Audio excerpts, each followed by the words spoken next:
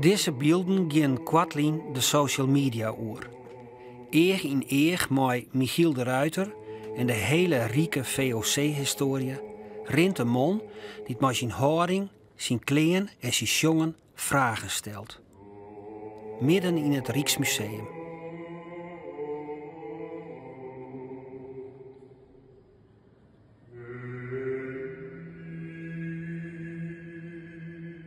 Het is even schrikken als we niet toch deze egen nooit dat verliezen sjuggen.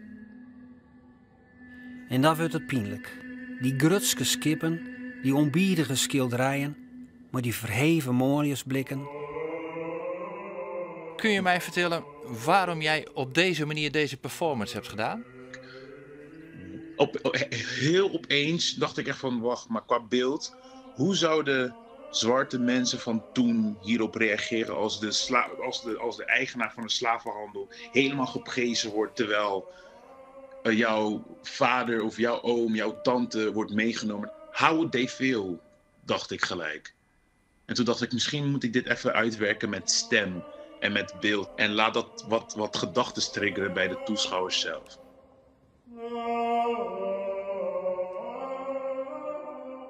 En het raakte me ook zelf tijdens het performen.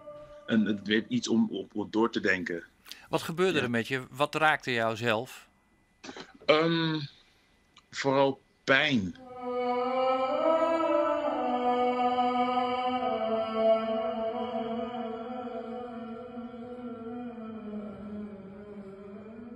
De pine van de slavenhandel en slavenarbeid is een op een annex met de Verenigde Oost-Indische Compagnie en de West-Indische Compagnie. Dus vooral met Amsterdam. Voor het platteland is dat wel noffelijk. We kunnen achterleers naar de haatsteert wijzen als het om deze misstanden gaat. Maar dat kan ik een verlegje wezen om net naar de provinciehoeken te zien. Liekwols, Pieter Stuyvesant, die stiert toch maar in je poort, meer hier net vol in het slavenbloed. De Hazer admiraliteit, die wie toch boen onder de VOC-skippen. En op de Jouwer waat een tabaks- en koffiehandel grut. Dat is toch plantagewerk, dus slavenarbeid? En hoe zit het met de Nassaus en de Richelieu uit Ljouwert? Friesland beziekt wat van dat justere verliezen op te sporen en bij te jochtjen. Net om met de bril van nou nog schuldigen om te wijzen, maar vol omdat kennis van dat verliezen helpt om daar een beter besef te komen van de juweduistige economische en maatschappelijke verhoudings.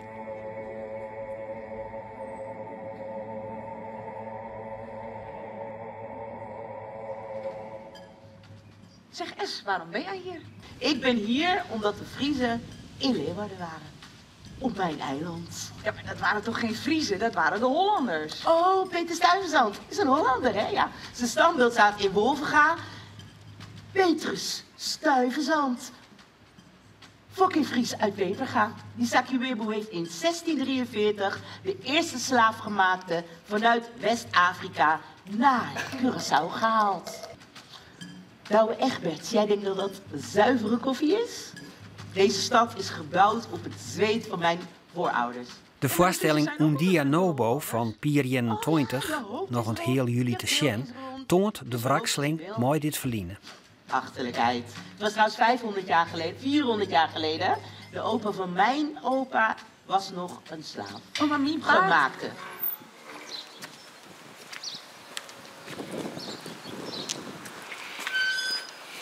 In dat verliezen wie, ik doe al, de vrouw had verboen met de liedste dorpjes op het platteland.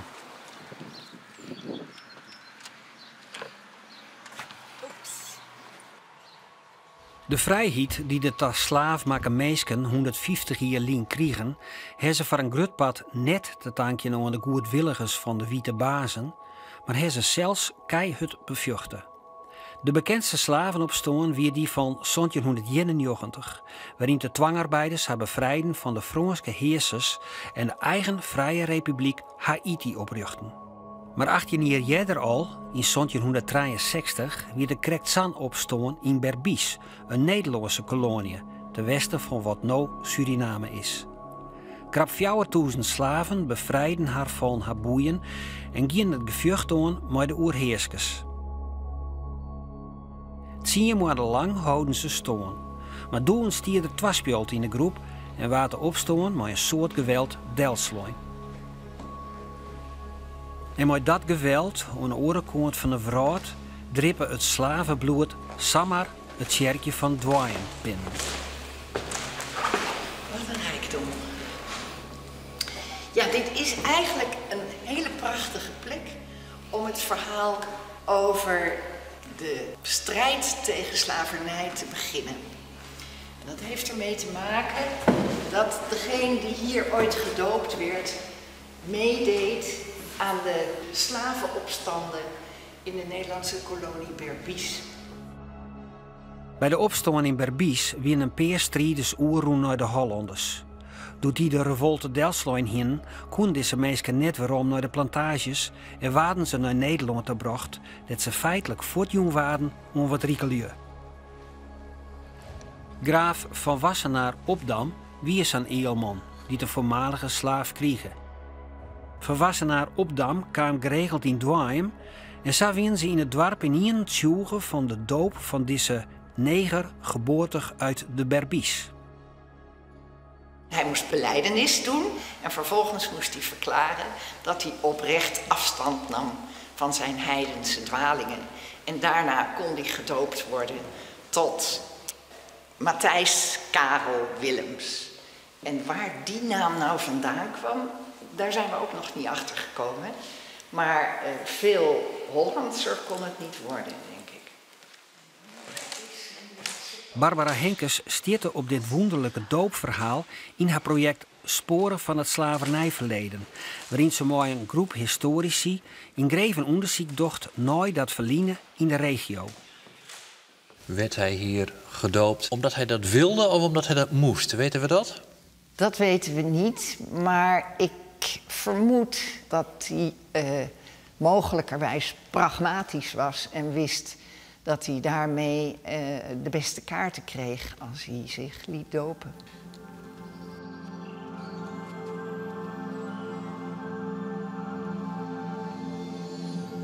Open je ogen en ontvang hierbij een nieuwe naam. Open je ogen en ontvang hierbij de zin van het bestaan. Speelde de kerk een belangrijke rol in het maatschappelijke debat rondom slavernij destijds? De kerk speelde een hele dubieuze rol. Aan de ene kant waren zowel geestelijke als gelovigen, hadden plantages, hadden profijt van slavernij, waren slaveneigenaren of investeerden in de West-Indische of Oost-Indische Compagnie. Wat natuurlijk betekende dat ze deelnamen aan slavernij en slavenhandel.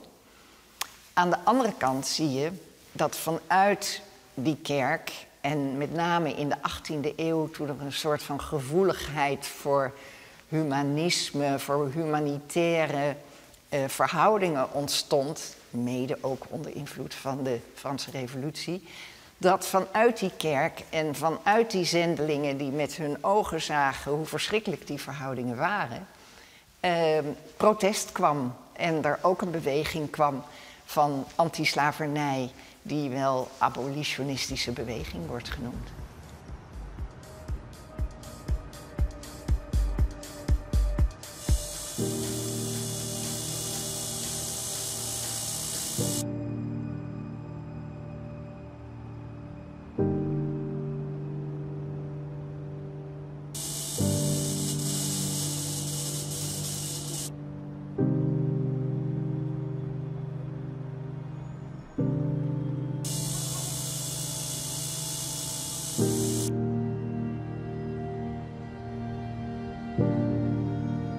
Men kon het weten en er waren ook genoeg mensen die daarover spraken en probeerden daar wat aan te doen. Dus wat dat betreft, dat argument van ja, je moet het in zijn tijd zien en toen was dat de normaliteit. Ja, voor een deel van de mensen was het de normaliteit of in ieder geval iets waar je verder niet over nadacht. Terwijl er altijd mensen waren die daar kritisch over nadachten en daar iets aan wilden veranderen.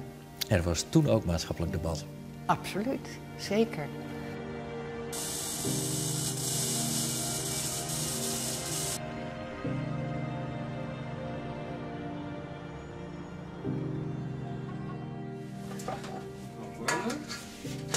Ja. Koffie is bij uitstek een koloniaal product. De koffiebeem groeit in tropisch gebied, maar boven dat is het telen, rispjen en bewerkje van de koffiebeem heel arbeidsintensief. Perfect slavenwerk dus. En zo zetten de Nederlanders grote koffieplantages op, eerst in de oost, later vooral in de west, benammen Suriname. Ja, ik doe hem helemaal tot de top. Ruud Ruben had hem als hoogleraar aan de Universiteit van Wageningen jarenlang verdiepen in de koffie. In het product lieke goed als in de historie en de joerduistige koffiehandel. Het begint al met hoe je het plukt. Je moet niet de boon eraf trekken, maar boon voor boon moet die eraf gehaald worden. Vervolgens moet die worden ontpeld. Dat is een heel zorgvuldig proces, waarin je moet zorgen dat die boon ook heel blijft. Hè? Dus dit zijn 2 boontjes, die zitten in elkaar. Hè? En daar zit een velletje omheen, normaal gesproken. Hè? En pas dat moet worden schoongemaakt, gewassen. Dan moeten ze worden gesplitst en moeten ze worden gedroogd. Heel arbeidsintensief, maar ook wel kennisintensief, hoe je dat managt. Hè? Maar dus het idee dat wij hier nou echt de koffiesmaak bepalen, dat geloof ik zelf niet zo. Hè? Dat wordt in die hele keten bepaald. Daar kun je heel veel aan doen. Ja. Prachtig product. Maar in dat prachtige product, zo weet Ruben, zeggen we nog altijd een zuster verliezen waarom. Nou, de koffieproductie, daar heb je natuurlijk de slavernij. Door een groep slaven eigenlijk op je bedrijf te huisvesten, te binden aan de grond en aan alle activiteiten. Dus het bedrijf en de arbeid, dat was eigenlijk één. En nadat daar de slavernij werd afgeschaft, bleven veel mensen daar gewoon ook wonen, omdat ze verder geen andere mogelijkheden hadden. Dus die binding tussen de arbeid en het bedrijf, die is op veel verschillende manieren georganiseerd. Nog steeds? Nog steeds, denk ik, ja. Die Surinaamse plantages die bestaan er niet meer, maar op andere plaatsen in Brazilië, Midden-Amerika, Guatemala met name heb je nog hele grote bedrijven. En als je daar komt, dan zie je ook gelijk, ja, is het hartstikke druk. Er zitten veel mensen op een klein stukje grond en die komen denk ik nauwelijks van dat bedrijf af. Die werken daar, die wonen daar. Soms wordt hun salaris niet in geld uitbetaald, maar in bonnen. Waarmee je dus bij het lokale winkeltje, wat natuurlijk ook weer bij het bedrijf hoort, je voedselproductie kunt verkopen. Het is een helemaal geïntegreerd systeem. Maar dan denk ik nog steeds aan de negerhut van Oom Tom. Ja, nou dat was ook mijn eerste ervaring toen ik daar, dat was in Nicaragua, 2 maanden lang al die bedrijven heb bezocht.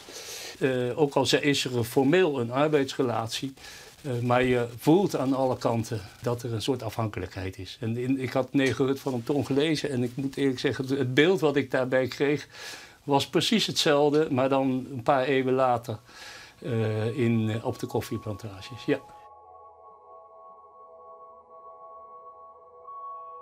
Inclusie is een illusie, hè? Ja, maar de kern is, altijd net zo kind ze altijd mat. Nou, en niet alles en iedereen is perfect, dus dan mat het maar het kind. Ja, excuses gaan niet helpen, hoor. Als je met elkaars fouten leert leven, kun je alles aan. Alles. De kleine fouten, de minder kleine fouten. Koffie?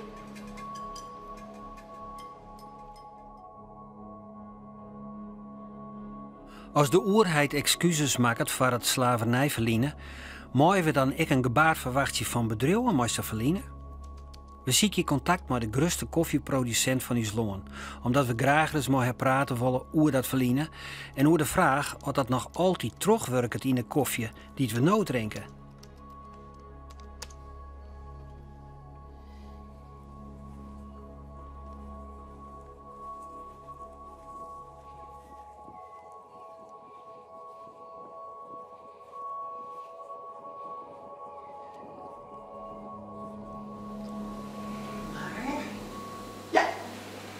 Daar is hij, Cornelis Voorhoeven.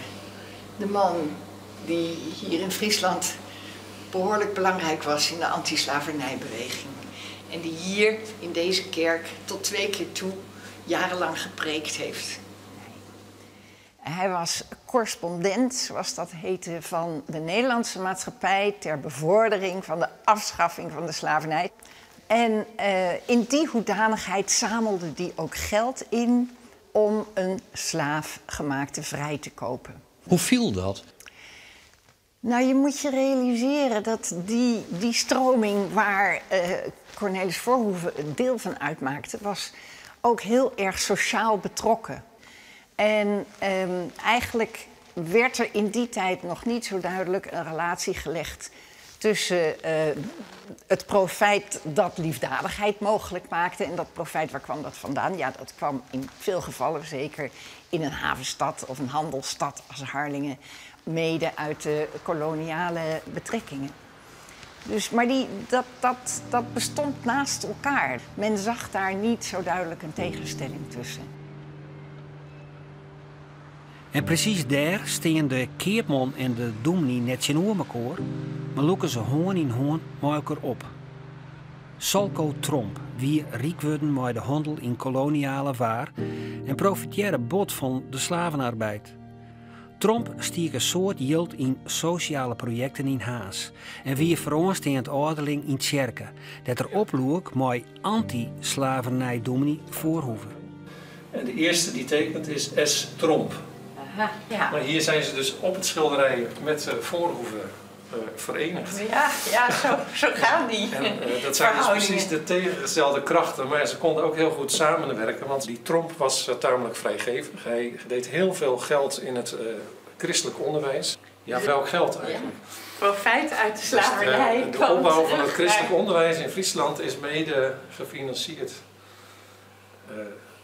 Door slaven? Deze bronnen. Door slaven? Door slavenarbeid. Door slavenarbeid. Willen mensen wel weten wat de rol van hun voorouders hier is geweest in dit verhaal? Nou, dat is... nee. Ik moet ook nog zelf meer documentatie hebben om iets steviger dingen te kunnen zeggen. Alleen ik werp het wel op als vraag. Van, hoe zat het eigenlijk economisch? En zijn niet al die prachtige pakhuizen hier in Harlingen uiteindelijk verbonden met cacao, specerijen, tabak? Suiker? Ja, suiker. Dat kwam natuurlijk wel ergens vandaan. U stelt zelfs de vraag, voorzichtig. Want u bedoelt, dat is mede gefinancierd door slavenarbeid. Ja, kijk, als je het zo zegt, dan haken mensen af. Maar je moet zelf aan het denken zetten van, waar denk je waar al die rijkdom vandaan kwam? Ja, maar haken mensen dus nog steeds af als we het zo zeggen? Nou... Valt mee hoor. Valt dat mee? Je kan het rustig zeggen. Ja. Goed.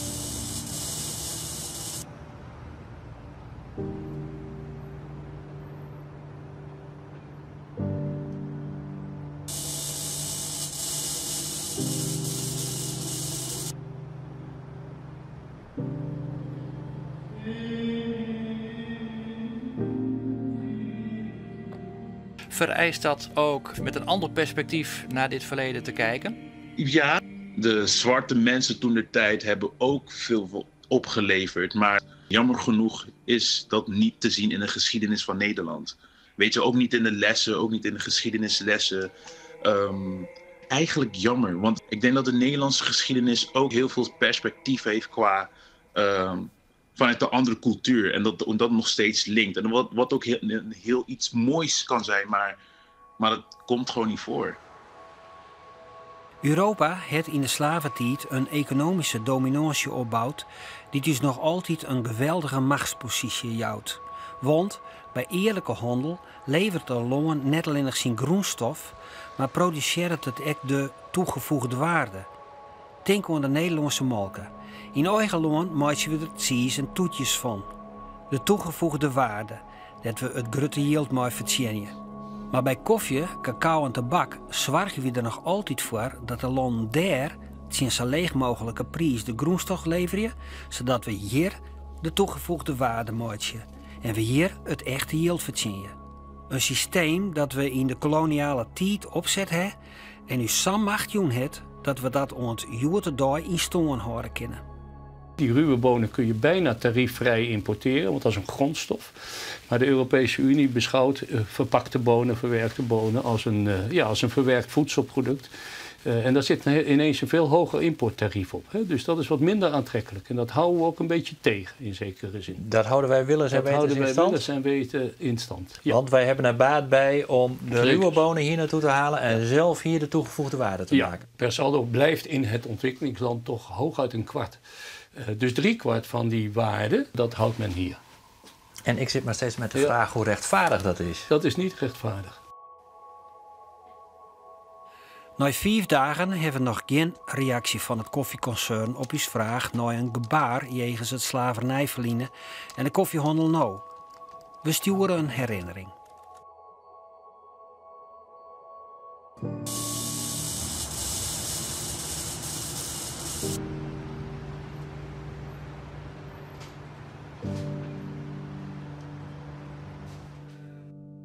Koffie is natuurlijk een van de oudste producten waar de wereldwinkels altijd actief mee zijn geweest. Het is ermee begonnen, hè, de zuivere koffie, dat die koffieboeren uiteindelijk een goede prijs krijgen. En als dat zo is, dan verkopen wij het hier. En als dat niet zo is, verkopen we het niet. De meeste mensen die in ieder geval wij spreken, die zijn zeker geïnteresseerd in het verhaal. Dat is al onze doelgroep. Maar er is natuurlijk een eigenlijk nog veel grotere groep aan mensen die daar helemaal niet zoveel behoefte aan hebben. En die daar helemaal nog niet zoveel inzicht in hebben ook. Als wij nou eens de eerlijke prijs voor koffie betalen, hoeveel duurder zou mijn kopje koffie dan worden? Nou, je hebt in Nederland een club die dat berekent en dan kom je op 10% meer uit. Valt toch heel erg mee? mee? Dat valt heel erg mee. Dat is dus aan de ene kant heel hoopvol, het is dus heel makkelijk te verbeteren. Zeker. Het is ook heel cynisch dat we dat niet doen. Nee, dat ben ik helemaal met je. Nee, maar dat ben ik helemaal met je eens. Ja. Na 10 dagen nog geen reactie op uw vragen over de rol van koffieproducenten in het slavernijverliezen en scheve economische verhoudingen joer te dag. We bezieken het nog maar eens.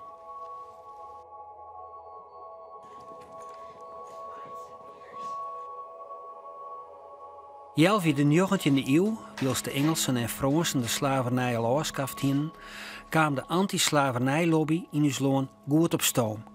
Net alleen in kerken. Ook in theaters en in vergaderzalen waar de discussie viert. In deze zaal, die destijds Van der Wielen hield, kwam de maatschappij ter bevordering van de afschaffing der slavernij bij elkaar. Op initiatief van diezelfde dominee Voorhoeve uit Haas. Heel klein is het niet, maar dat zou dan deze zaal moeten zijn. Kort daarvoor was de negerhut van Oom Tom in een gigantische oplage ook in Nederland verkocht. Dat heeft ook ertoe bijgedragen dat een brede laag in de bevolking dacht van ja, dit kan zo niet. Je kan over dat boek van alles zeggen, ook over paternalisme en vergeving en noem maar op. Maar het was wel een heel concreet en breed verspreid element wat die antislavernijbeweging wind in de zeilen gaf. Nou, de secretaris van de British Foreign Anti-Slavery Society was dus hier aanwezig. En hier zie je dus die naakte, geketende slaafgemaakte die zijn handen opheft. Am I not a man and a brother?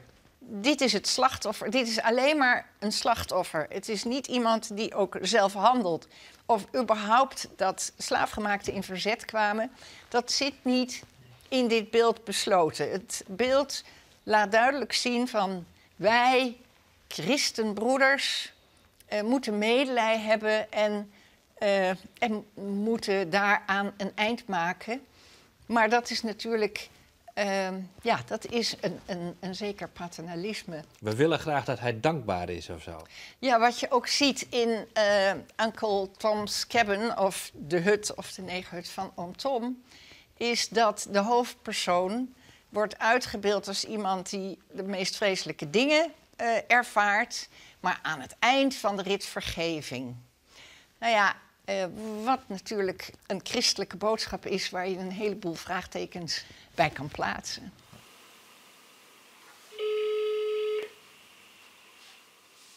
Na 3 onbeantwoorde mailtjes zieken we telefonisch contact met de koffieproducent.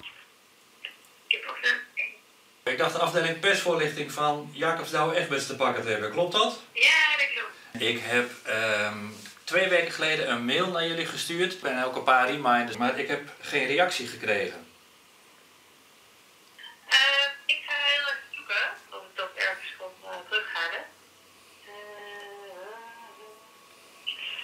Wat welke vragen zijn er?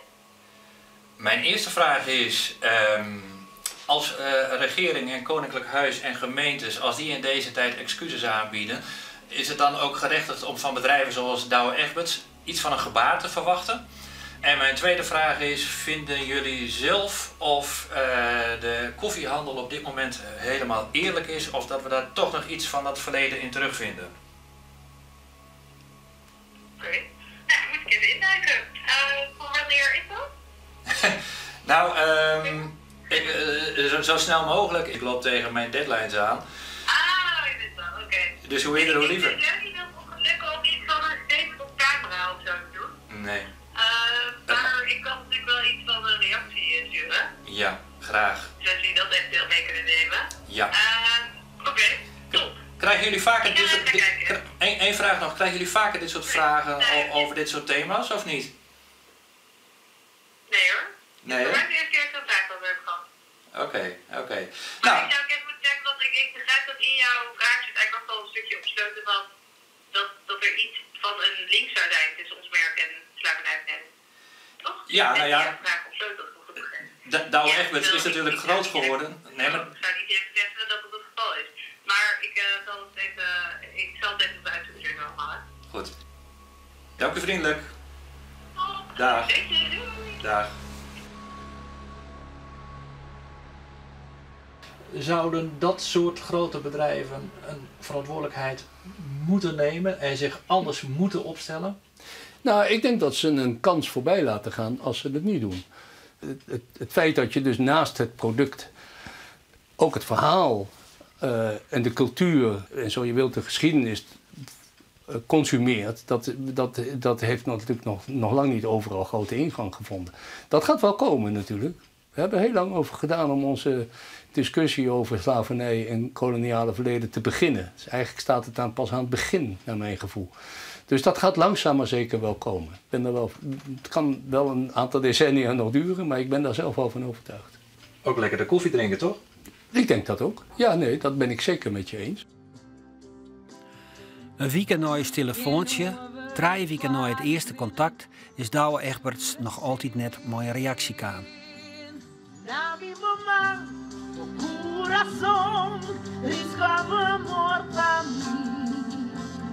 Hier is mijn hand, hier is mijn het, ja, mijn besteen ondij. Na een weekend de Frieslanddak onderhoeds hoe de terugwerking van het slavernijverliezen bij mensen nou. Het begint bij mij bij het gegeven dat iemand ooit het uit zijn mond heeft kunnen krijgen dat mensen zoals ik geen mensen zijn. En dus als beesten behandeld mogen worden. Dat je dus minderwaardig bent.